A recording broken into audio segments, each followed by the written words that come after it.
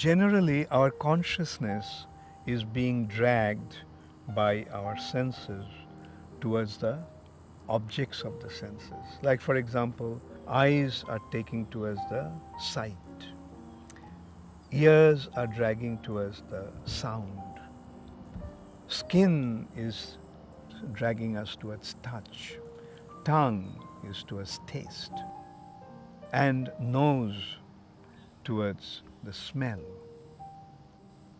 So in this way, the five senses are constantly dragging our consciousness externally.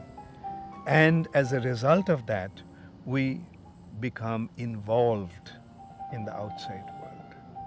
We become dragged into the external material world, and we want to gratify our senses by exploiting the objects of the senses. That's the natural tendency.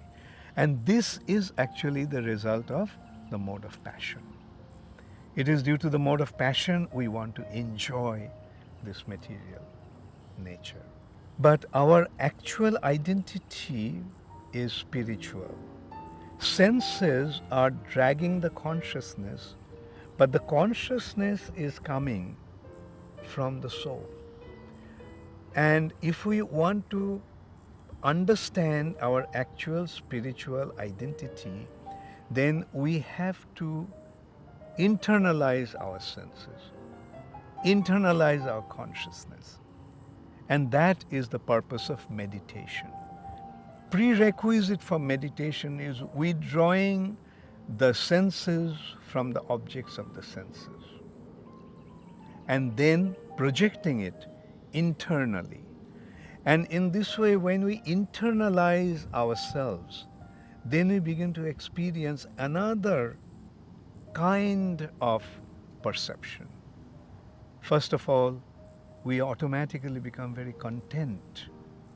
Internalization of the consciousness takes us away from the unnecessary involvement in this material nature. Then the first thing we realize, why am I getting involved in all these things? What is the use? I am trying to enjoy, but do I really enjoy? Does this endeavor for enjoyment really lead to enjoyment or lead to suffering? And the wise conclusion and intelligent perception will lead us to recognize that all the endeavor for enjoying this material nature is leading us to suffering. So nobody can avoid these suffering conditions, and ultimately an intelligent, wise person recognizes that this material nature is actually a place of suffering. Therefore, he tries to find out what is the cause of this suffering. And he tries to find the cause by internalizing himself. Why am I suffering? Why am I experiencing all these things? And this internalization brings him closer to his actual identity, his spiritual identity.